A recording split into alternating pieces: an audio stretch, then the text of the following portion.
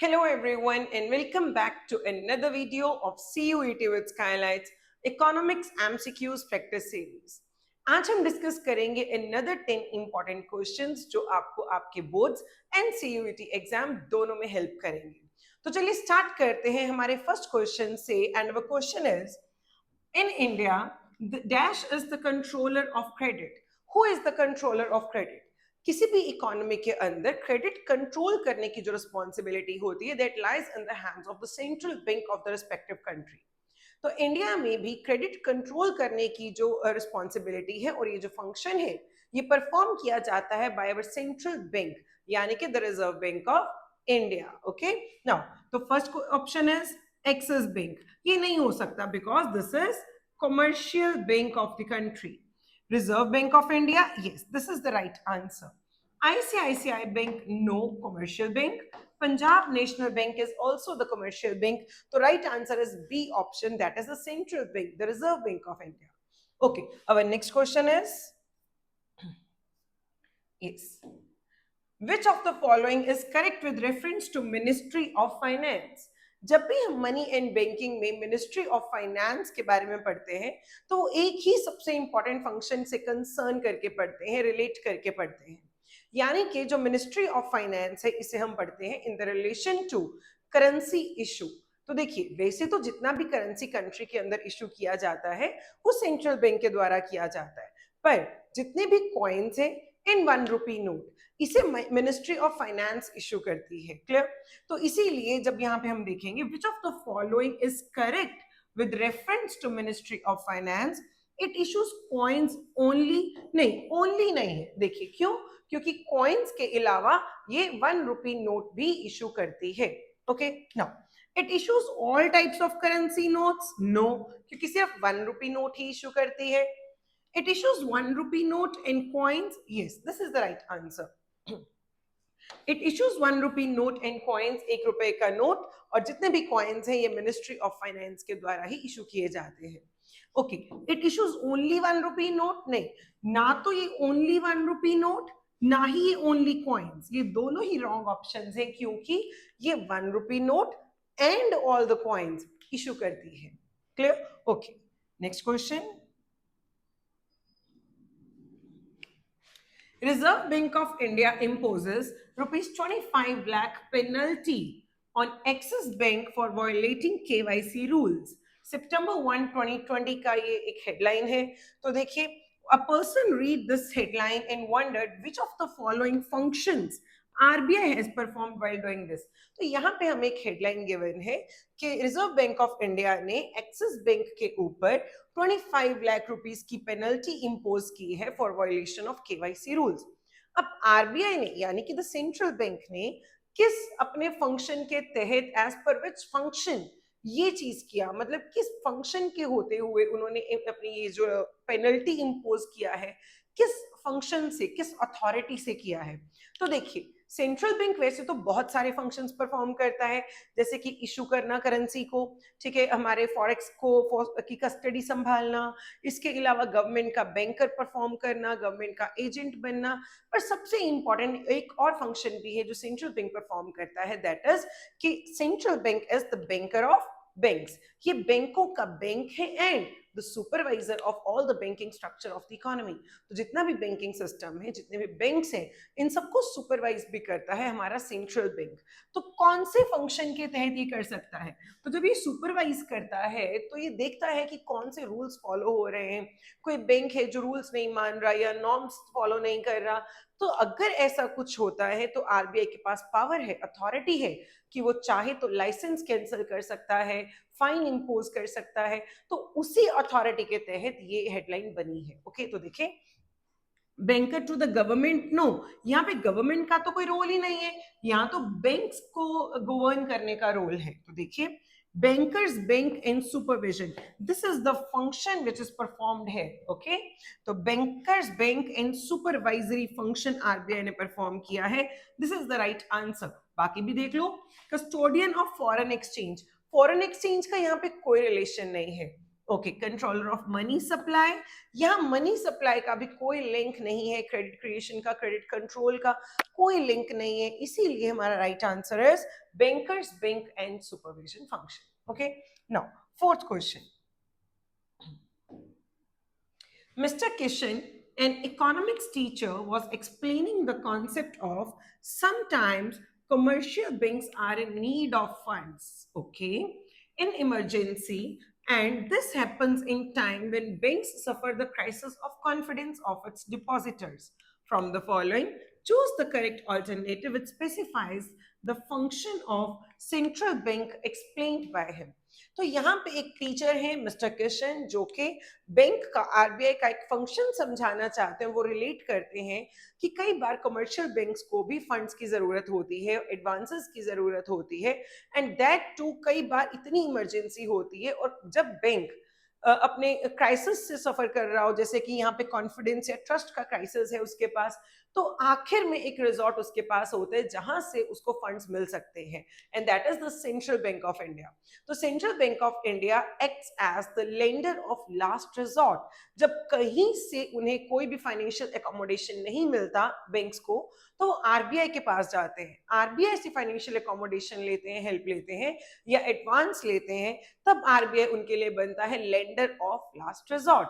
तो देखिए यहाँ पे issue of currency no, lender of last resort, this is the right answer. Bankers bank यहाँ पे परफॉर्म नहीं हो रहा, बैंकर टू द गवर्नमेंट का भी यहाँ पे कोई रोल नहीं है, this is the lender of last resort. B option is the right answer. Okay, fifth question. तो central bank acts as banker to the government. Government का बैंकर है बिकॉज, क्यों? क्योंकि ये बैंक जो है गवर्नमेंट को शॉर्ट टर्म क्रेडिट प्रोवाइड करता है, right. It provides foreign exchange to the government to repay external debt. अब आरबीआई के पास सारा फॉरेन एक्सचेंज होता है कंट्री का, तो जब भी गवर्नमेंट को फॉरेन एक्सचेंज यानी फॉरेन करेंसी चाहिए होती है टू मेक द पेमेंट्स और रीपेमेंट ऑफ डेट्स, तो वो आरबीआई से बोरो करती है, आरबीआई से लेती है. Clear? Okay. It manages public debt. तो पब्लिक डेट मैनेज करता है हमारा RBI, that is to manage all new issues of government loans. It advises the government on banking and financial matters, right. जितने भी banking या financial matters होते हैं वहां पे ये गवर्नमेंट के लिए एडवाइजरी रोल भी प्ले करता है. तो ये फोर ऑप्शंस जो हैं, फोर ऑल्टरनेटिव्स जो हैं, ये सारे ही ठीक है. तो इस हिसाब से अब right answer is 1, 2, 3 and 4, that is D option. Clear? Okay, next question. Question number 6. Yes.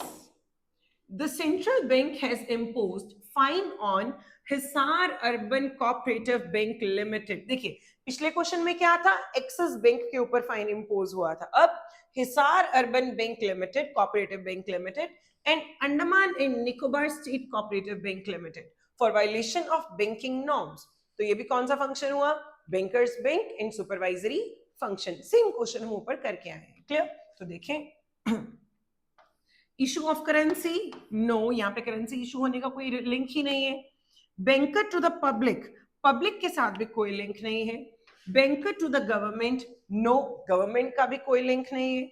Bankers bank, this is the right answer, क्योंकि बैंकर्स बैंक होने के नाते, सुपरवाइजरी रोल प्ले करने के नाते, आरबीआई चाहे तो जब वो देखता है कि बाकी के बैंक्स जो हैं वो कोई नॉर्म्स फॉलो नहीं कर रहे हैं या वायलेट कर रहे हैं, तो उन पे फाइन इंपोज कर सकता है आरबीआई.